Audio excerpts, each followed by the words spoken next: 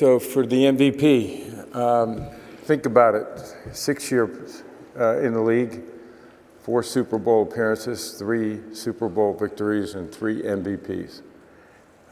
That's an incredible performance, incredible leader, and makes the future bright for everyone in the National Football League. So with no further ado, Patrick Mahomes, MVP.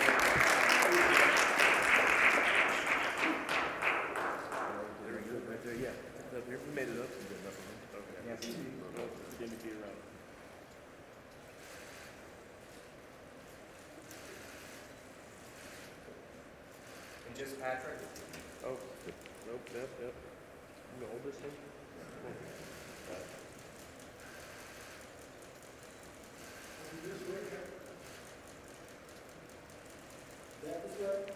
Oh.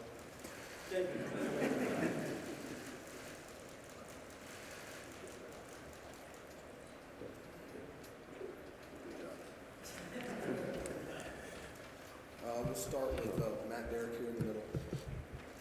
Right here. Nope.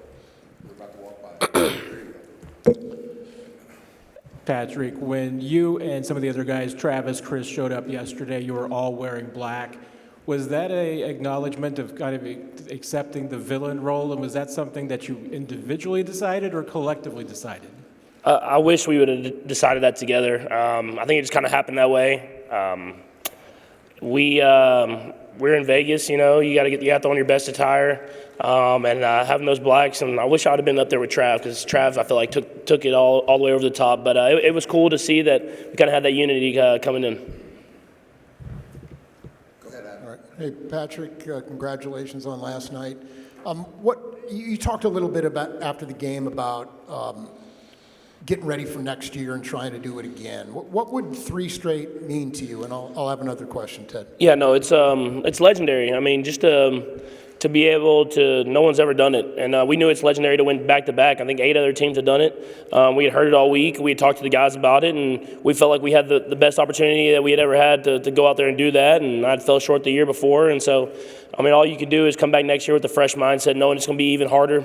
We got to continue to play our best football. We'll celebrate these next few weeks, and then we'll get right back at it. What does your team's place in history mean to you? Yeah, it means a ton. Not only for me, but I think I know how hard these guys work. I know how hard these guys get after it. I know how hard the coaches work. I believe we're the hardest working team in the NFL. And for us, all that hard work to pay off, that's something that we always preach, is we believe we work for those moments, for those end-of-game moments, and we prepare ourselves for those. And to be able to have our stamp on this great NFL history is something that I'll never take for granted, and hopefully we can continue to let that thing go. Morning, Patrick. Congratulations. Thank you. On the big win. So your playing style is often described as innovative and unpredictable. So if you had to compare it to an approach, a non-football activity, what would that be and why? Man, that's a great question. I would say something like a top tier lawyer. I think that'd be the first thing that comes to my head. Someone that has to think on his feet, execute at the right time, and deal with high pressure situations. Good morning. Congratulations to you on another amazing performance during the Super Bowl.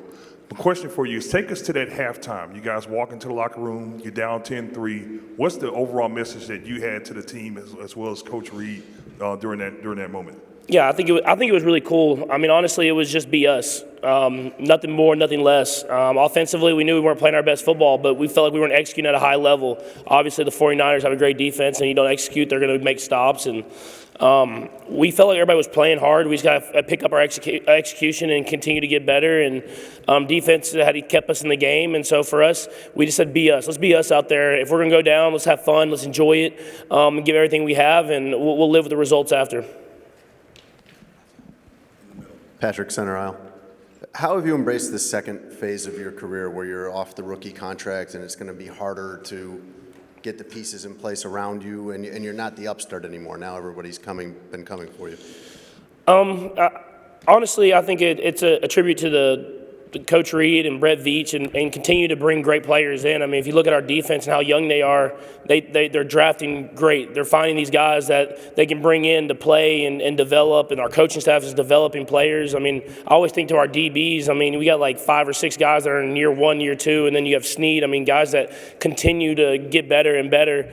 And all you can do is just go to work every single day and try to bring guys along.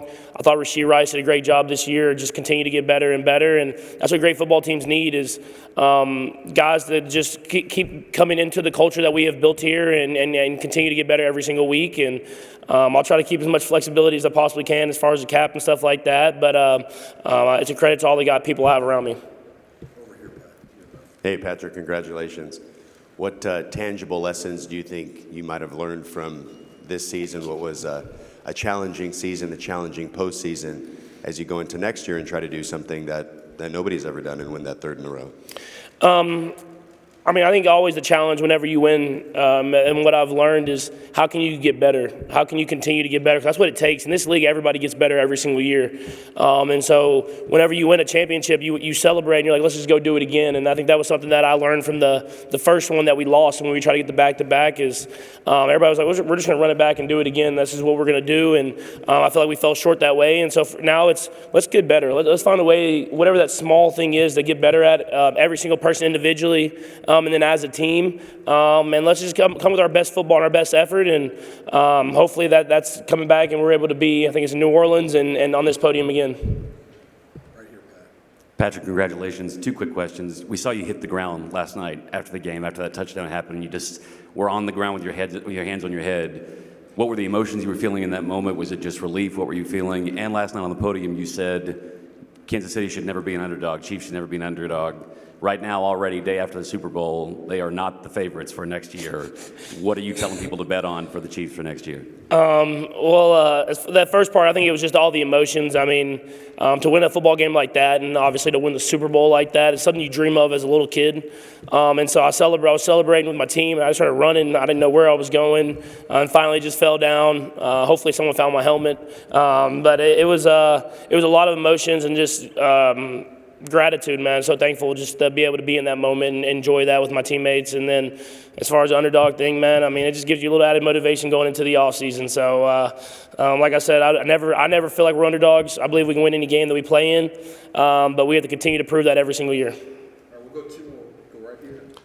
Patrick, Dave Stevens with the Disability Channel. Most valuable bungler and MVP in 1 year. It's got to be great. But you guys had some burps during the season, and I'm wondering if that's when you really had to become a leader in this team and what you did during those ups and downs to bring this team back together to have the success last night. Yeah, I want to take the credit, but honestly, it was everybody.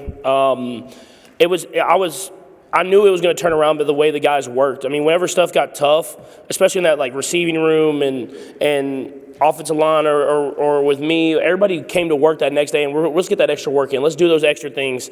And when you see that, you know it's going to turn around. And our defense kept us in it all year long. And I knew our offense was going to turn because of how hard guys were working every single day. And when you work that hard, usually good things happen. And so it just happened to happen right at the perfect time. And we got that momentum going into the playoffs and obviously got to win the Super Bowl. Last question.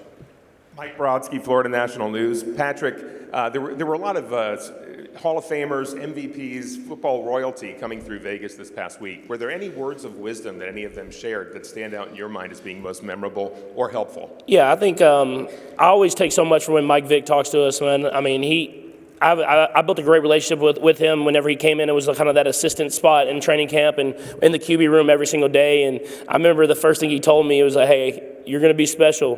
But look at that big man right there. He's going to take you to another level. And I remember coming from him and someone that I'd watched my entire life, I was like, man, I mean, if he's saying it, I know he's saying the right things. And so I took that and ran with it. And going into this week, I think he said, be champions, man. He said, go out there, show everybody who y'all are. I always take so much from what he says, man. And he's like the coolest dude in the world, man. So it's always great when he's able to talk to the team. All right, thank you. Thank you.